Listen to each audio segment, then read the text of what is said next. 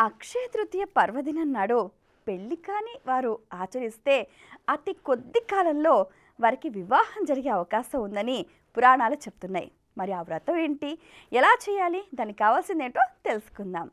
ఈ వ్రతాన్ని లక్ష్మీనారాయణలు గౌరీ శంకర్ని ఉద్దేశించి చేయాలి. అమ్మవారి ప్రతిమను మంటపంలో ఉంచి పూజించాలి. అమ్మవారికి బెల్లము, నెయ్యి, నూనె, కలకండ, ఉప్పు, ఆకుకూరలు, జీలకర్ర నివేదన చేయాలి. పగలంతా ఉపవాసం ఉండాలి. రాత్రికి ఉప్పు కారం లేని పదార్థాలను భుజించాలి. తప్పనిసరిగా రాత్రి వరకు మౌనం పాటించాలి. ఇది చాలా ముఖ్యం సుమా. ఈ వ్రతాచరణ వల్ల సచీదేవి అలాగే అరుంధతి దేవి కూడా చాలా అద్భుతమైన ఫలితాలు పొందారు అని చెప్పి మనకు పురాణాల ద్వారా అవగతమవుతుంది. అక్షయ తృతీయ రోజున ఉప్పును విసర్జించటం వల్ల అమ్మవారు సంతోషించి లావణ్యాన్ని, రూప సౌభాగ్యాన్ని ప్రసాదిస్తుందని భవిష్య పురాణం చెబుతోంది. లక్ష్మీదేవితో పాటు గౌరీదేవికి కూడా ఈ రోజున విధి విధానంగా పూజలు చేయాలి.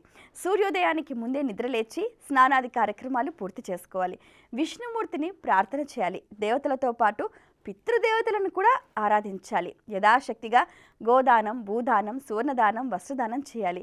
ముత్తైదువులు చిన్ని కృష్ణుడికి, గౌరీదేవికి డోలోత్సవం నిర్వహించాలి. డోలోత్సవం అంటే ఉంజల సేవ.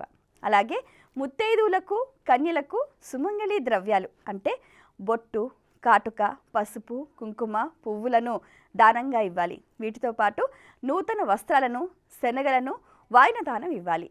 దీనివల్ల దీర్ఘ సుమంగళి యోగం కలుగుతుంది అన్నది పురాణ వచనం. మరి పెళ్లి కాని వారంతా ఈ వ్రతం చేసి చక్కటి ఇష్టమైన వారి జీవిత భాగస్వామిని పొందుతారని ఆశిద్దాం.